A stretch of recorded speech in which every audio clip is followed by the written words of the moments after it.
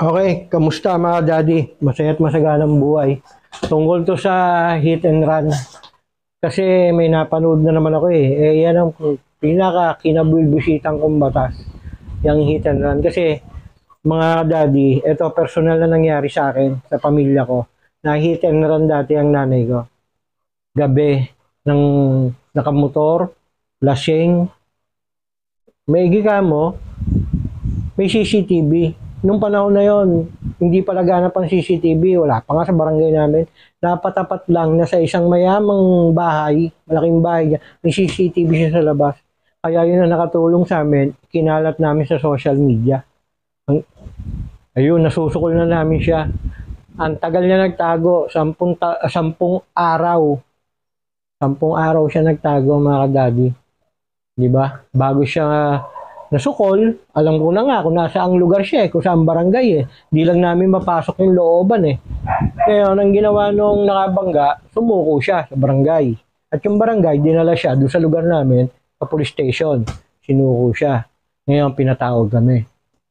Ngayon, nung kinakausap na siya, kasi ayaw sa akin iharap Inilayo siya, kausap niya yung police, ako, kasi nga, ako, gusto ko siyang makulong. May masakit para sa akin Sabi ko, gusto ko siyang makulong.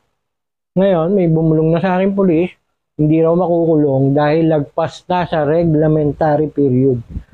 Di ba? Anong klaseng batas yun? Kaya yung kamote rider, anti-kamote rider, Sir Busita, boto ako dyan.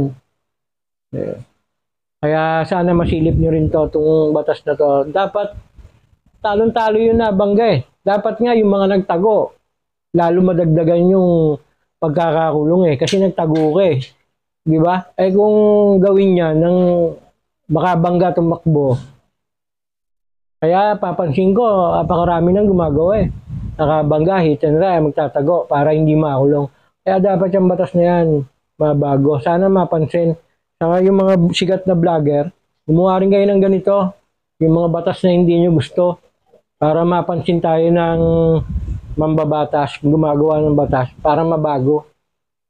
So, di sabi sa amin, ito yung kwento, makipag-areglo na. Kasi kung magsasampa ka ng kaso, matatagalan, at baka raw magtago pa yung nakabangga. So, sige, kasi hindi ako Yung tatay ko, dahil mainit ang ulo ko Hindi ako hindi nagkasundo. Ito na, ang tagal ng nanay ko sa ospital. At ang laki ng bill. Ito na, sisingil na kami. Dala na namin lahat ng resibo at kung ano. Pagdating mo doon, di ba? Parang ikaw pa ang dadaingan ka pa ng dadaingan doon ng mga magulang.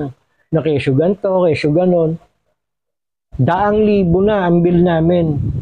Tapos pangalawang punta, ganon ulit. Parang nahihirapan pa ngayon yung argabyado. Ikaw na argabyado, ikaw pa ngayon ang pagdadating mo doon sa barangay nila, parang ikaw pa ang masama. Ikaw pa ang yung kwento, yun. Ang binigay sa amin, 40. At nagmamakaawa na. Ang bill namin nasa 200. Sa Maynila namin tinakbo kasi tinatanggihan ng hospital.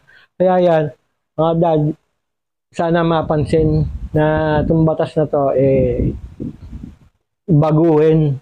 Kapag naka-hit and run ang isang motorista at nagtago, mas lalo dapat siyang makulong. Yun ang tama. Hindi yung ganyan, may reglementary period pa. Pag yan, ginawa ng mga ewan ko, kaya ako nabibwisit lang kaya ako binilag to.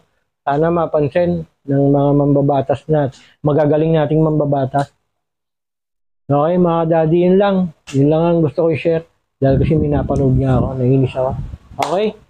Masaganang buhay. Salamat sa panonood.